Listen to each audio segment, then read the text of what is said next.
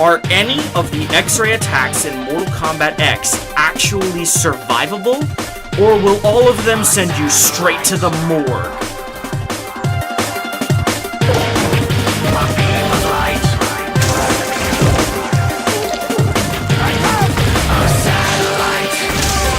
Watching from the sky, a beam of light. I am Electric Eye. Yeah, right. And then you're gonna tell me that the same guy who's had to deal with nuns in latex with weapons and guns and is gonna come and kill me.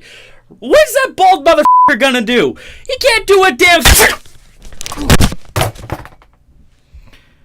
Target has been eliminated. Well done, Agent 47. How's it going, ladies and gentlemen, and welcome to the Chamber of the Wraith's coverage of E3 on day 2. My name is Brian, and I'm going to get a couple of things out of the way right now, right here. First off, I know I said E3 even though it's like almost a week before, like almost half a week before E3 technically starts. But apparently, a bunch of these companies are like, why don't we announce our shit right now? Get ahead of the game a little bit. And I'm just sitting here like, God damn it. You didn't let me do your coverage last year because of your bullshit. I mean, not really. It's just some bullshit with the video things for Share Factory. And now when I want to go do it, I have to start doing things early. So I've decided I'm going to make a couple of rules real fast. Number 1, this is the last day for daily stuff for a little bit. I'm going to actually wait and amalgamate some footage over the next couple of days and probably do a final pre-E3 conference on Sunday, June 9th. From there, we'll cover E3 every day that it's actually E3, from day 0 on Monday all the way to Thursday, which is the last day. And maybe we'll do like a retrospective type thing on Friday. But I don't want to do like literally every day, otherwise this candle's going to burn out, and it's going to be a problem. So really fast, I also want to just jump right in and get into the announcements. But we're going to start off with the least important, least interesting of these little pre-announcement announcements that we got so far. And that's that Paladins, the hero shooter that's kind of like Overwatch but not really, made by Hi-Rez, the guys behind Smite, is coming to the Nintendo Switch. That's it. The only really interesting bits about this is that this is going to have cross-platform support with Xbox One, not PlayStation, because apparently Sony's a bunch of stuck-up, stubborn assholes that doesn't like crossplay, which seems kind of dumb, but whatever. All you need to know is that Paladins is going to be getting a release on the Nintendo Switch, and that's it. We can move on to the next thing now. Seriously, it's done that fast. Let's move on, shall we? Next in interestingness, coming up quite a bit of ways ahead of Paladins, but I've never played this franchise, so I can't pretend to say that I'm really excited for this, because it's not my thing. But for those niche fans of this particular franchise, get ready, because Persona 5, Dancing in Starlight, is getting an English release sometime in early 2019. Now, again, I've never played any of the Persona games. I barely know what the hell they are. It's just one of my friends is just a massive fan of the Persona series, particularly Persona 5, even though I don't think he's played it yet, which is totally fine. Anywho, so apparently from what I'm seeing, this is supposed to be like a weird mix of Dance Dance Revolution with, or like Just Dance or whatever, with Persona characters. Kind of, like you make them dance based off of certain commands. If that's not quite what it is, then, you know, don't blame me, or hopefully you don't blame me for that, just because I'm trying to understand it. It's a little bit strange, and nothing wrong with a little bit of strange there. I mean, did you see the Tetris reveal yesterday? Holy shit! That is weird, but I love it. So Persona 5, Dancing in Starlight, gets an English release in early 2019. And it also suggests that you check out Persona 3's Dancing in Moonlight, which I'm not sure if that's got a PS4 release, but I'm pretty sure it's got a PS3 release. So if you're looking for something in order to dive in, you can have a look at that. Now, let's take a look at the big Sony reveal today, because as you know, Sony has been doing sort of ideas for these big reveals. And it's pretty much what I was expecting, but there's nothing wrong with that either. Sony has officially announced that Days Gone is going to be releasing on February 22nd of 2019.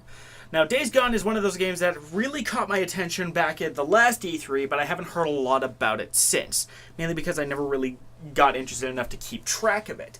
But Days Gone seems to have, this trailer in particular, seems to have quite a bit of gameplay and story elements, like you were attacked by these gangs, and one of the cops' buddies was taken by him, and all of this kinds of stuff. And apparently, not only are you going to have to deal with hordes of hundreds of angry zombie dudes that are trying to eat your face, you also have to deal potentially with zombie animals, like zombie wolves and zombie crows, and we saw a bear and a mountain lion in the trailer that didn't seem to be infected, but those creatures seem to be on the hot list too. And if there's anything scarier than a regular zombie, it's a zombie bear. Now, I'm pretty sure they're probably going to come up with their own different thing, like, oh, these aren't technically zombies, they're just crazy infected individuals. Well, I'm calling them zombies anyway, damn it. So, now it's good to know that we have a release window for Days Gone, and it's quite specific, February 22nd. That's just about a week after Valentine's Day. You're done with snuggling with your boo, and now it's time to go violently murder some zombies as a biker dude. Hey, ain't nothing wrong with that. So, now we have to move on to our next announcement. Now, this is actually today's most surprising announcement because this one came kind of out of left field as a new IP. This new IP is known as Generation Zero. It's by Avalanche Studios, who, by the way, are the guys that did the Mad Max game back in 2015. Quick side note, if you guys are regulars of the channel and are wondering what happened to the Mad Max series, it kind of just fell by the wayside due to lack of interest. Maybe I'll pick it up someday, but it just stopped interesting me. So, I mean, as great as the game is, it's just one of those games that just doesn't click, So, c'est la vie, whatever. Back on track. Generation Zero is set in 1980s Sweden, which odd time and odd place, kind of, for these games, but nothing wrong with flexing your creative whims, if you will. And being in the 80s, you get an 80s style soundtrack, which, hey, that sounds good to me. But you also get these, you'll also go to their website, which is generationzero.com, and hear a lot of buzzwords like complex AI behavior and simulated ballistics and all of that stuff. I mean, that's all great, but we'll really have to see this game in actual action first. Now, it's tough to say whether the trailer itself is actually gameplay or just like a cinematic gameplay trailer, kind of like what they did with Aliens Colonial Marines, which, what happened with Aliens Colonial Marines is bad. But with this game, I got a distinctively weird vibe. It felt to me like a combination of Horizon Zero Dawn and Evolve, kind of just together, with a 1980s setting in the Swedish countryside, and bam, you got yourself Generation Zero. Now, I really am keen to see if this game shows up at E3 and maybe what sets it apart from those two games, because if it's just that mesh, I'm not really that interested, in all honesty. But that's okay, because we're coming up to our final announcements. And this one was, I got shot by the asshole earlier, so you should probably know what to expect. Don't. You already shot me in the intro. I'm talking about you now. Don't shoot me. Alright? Alright. Let's get this show on the... You son of a... Ow! Ow! Oh! What's your problem, dude?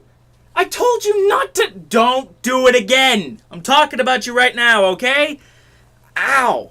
You have no idea how much a bullet to the brain really hurts. I think it's not the brain, but the actual skull, kaboofy, whatever. Hitman 2!